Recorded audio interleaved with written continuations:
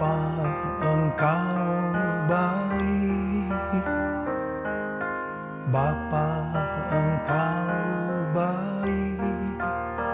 Kau selalu baik kepadaku. Bapa, ku cinta Kau. Bapa, Engkau baik. Bapa, Engkau baik. Kau selalu baik kepadaku. Bapa, ku cinta Kau. Shalom saudara dikasih Tuhan. Bulan April ini kita merayakan Paskah.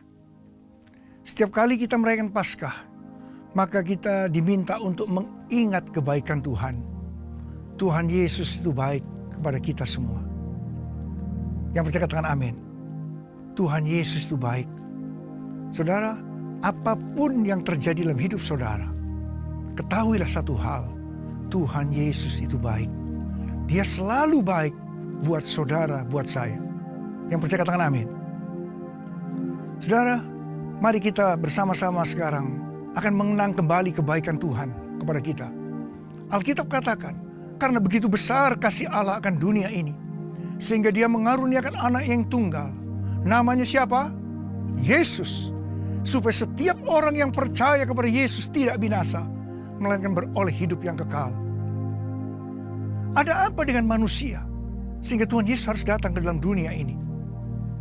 Kembali Alkitab katakan, semua orang telah berbuat dosa dan telah kehilangan kemuliaan Allah.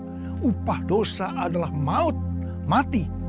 Tetapi Tuhan Yesus yang tidak mengenal dosa telah dijadikan dosa oleh karena saudara, oleh karena saya. Artinya Tuhan Yesus harus mati menggantikan saudara dan saya. Kita yang harusnya mati. Tapi Tuhan Yesus mati ganti saudara dan saya. Saudara dikasih Tuhan, kalau kita melihat cara mati daripada Tuhan Yesus, saya katakan cara mati daripada Tuhan Yesus sangat-sangat tidak manusiawi. Oh, dia dihukum cambuk. Seluruh tubuhnya penuh dengan luka-luka. Dari luka-luka itu mengalir darah. Kepalanya diberi mahkota duri.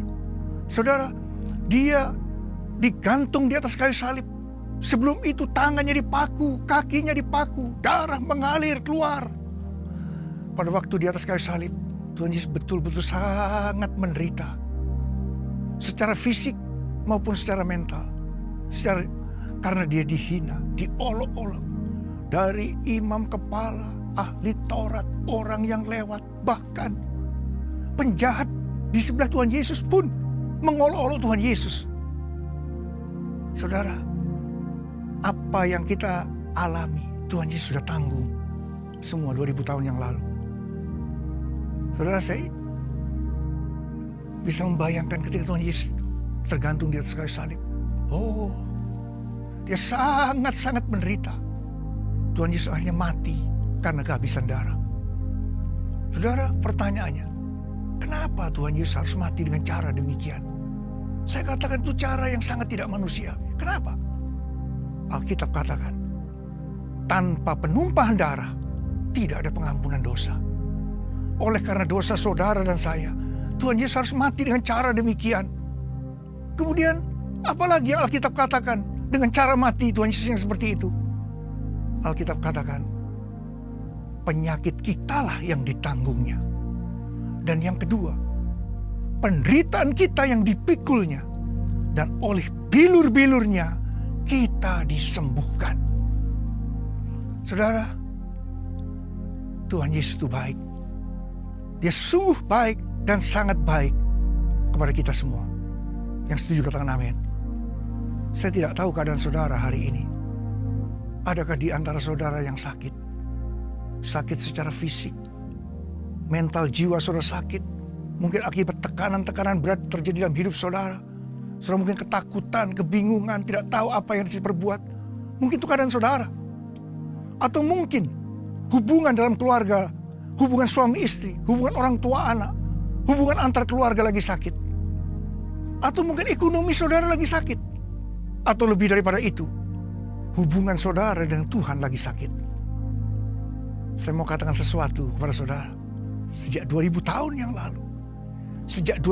yang lalu, oleh bilur-bilur Tuhan Yesus, saudara dan saya sudah disembuhkan.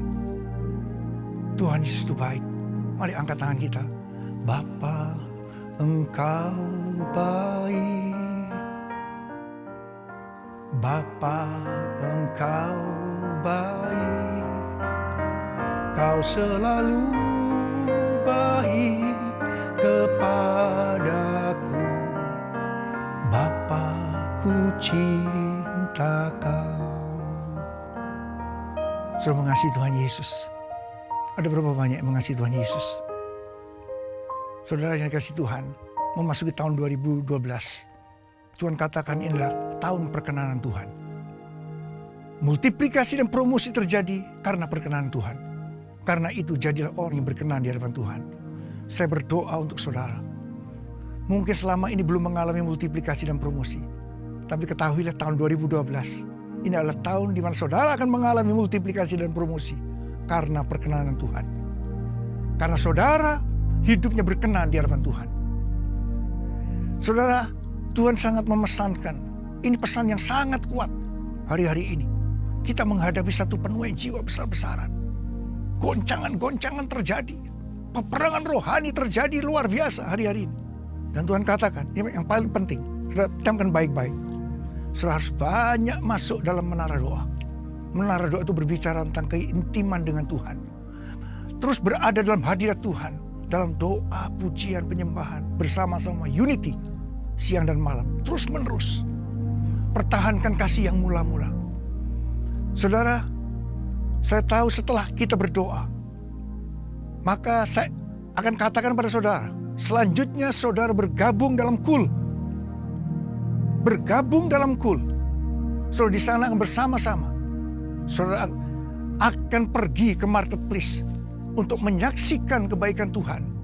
Dan saudara saya percaya akan dipakai oleh Tuhan sebagai alat Tuhan untuk memenangkan banyak jiwa.